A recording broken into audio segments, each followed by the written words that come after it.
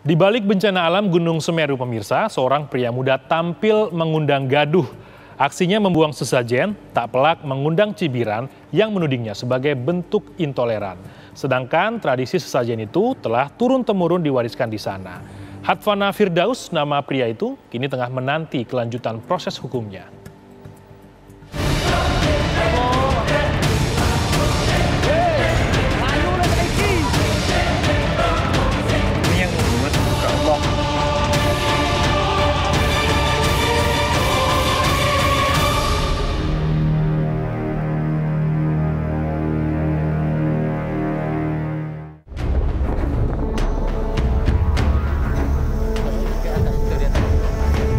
Terungkap sudah teka-teki keberadaan Hatfana Firdaus, pria yang membuang dan menendang sesajen di lokasi terdampak erupsi Gunung Semeru, Lumajang, Jawa Timur beberapa waktu lalu. Video ulah Firdaus itu pun viral kemana-mana. Yang membuat muka Allah, ya, jarang sekali disadari bahwa inilah yang justru mengundang muka Allah. Ramai diguncingkan orang, keberadaan Firdaus akhirnya terendus aparat kepolisian yang bahu-membahu memburunya. Langkah aparat menangkap Firdaus memang tak main-main. Koordinasi dengan sejumlah Polda, mulai dari Polda Jatim, Jateng, DIY hingga NTB, dilakukan untuk meringkus Firdaus. Kamis malam, 13 Januari 2022, Firdaus ditangkap petugas di rumahnya di Bantul, Yogyakarta. Ternyata selama ini pun Firdaus tak kemana-mana. Saudara AF berhasil diamankan di daerah Bantul. Tadi malam sekitar pukul 22.30. Kemudian setelah dilakukan koordinasi, kami bawa ke Polda Jatim dan tadi pagi sekitar jam 4.30 sampai di Polda Jatim. Dan saat ini kita lakukan pemeriksaan dan kami perlu sampaikan kepada rekan-rekan bahwa proses pencarian ini memang kita melakukan koordinasi dengan beberapa Polda, yang pertama Polda NTB, Jogja, dan Polda Jatim.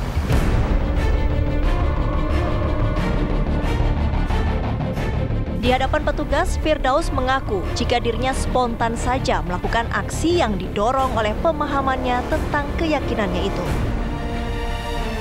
Tak pelak, aksi Firdaus itu memancing reaksi beragam termasuk kecaman terhadap dirinya. Apalagi selain dinilai beraroma provokatif, ulah Firdaus juga dianggap mencederai semangat toleransi.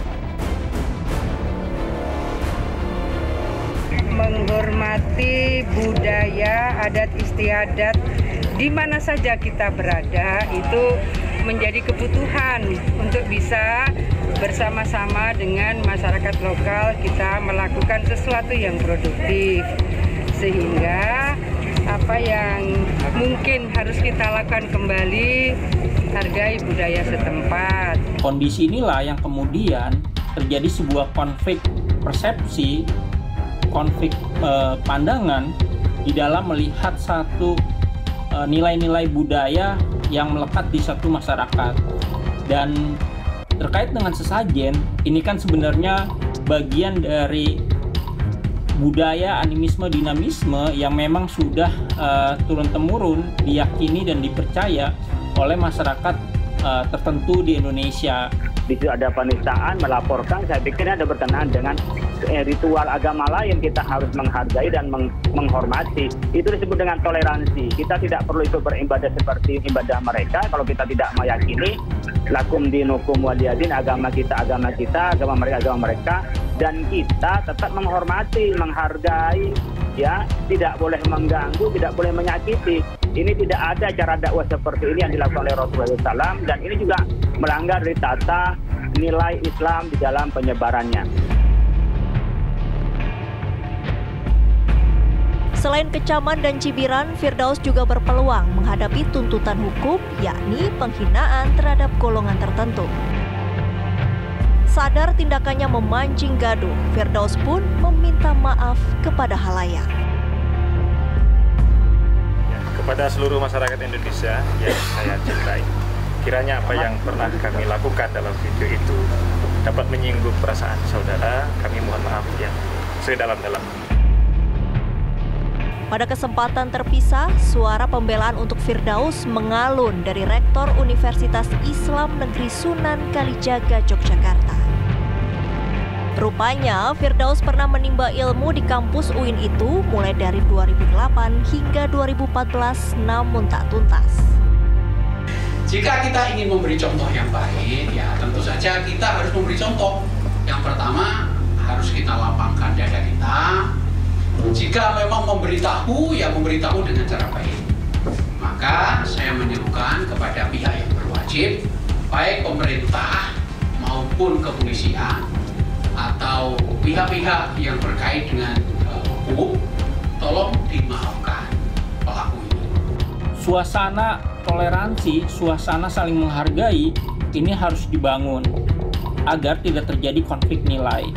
Dan kalau misalnya konflik nilai ini terus-menerus terjadi di masyarakat kita, maka ini akan membuat masyarakat tercipta satu kondisi yang banal.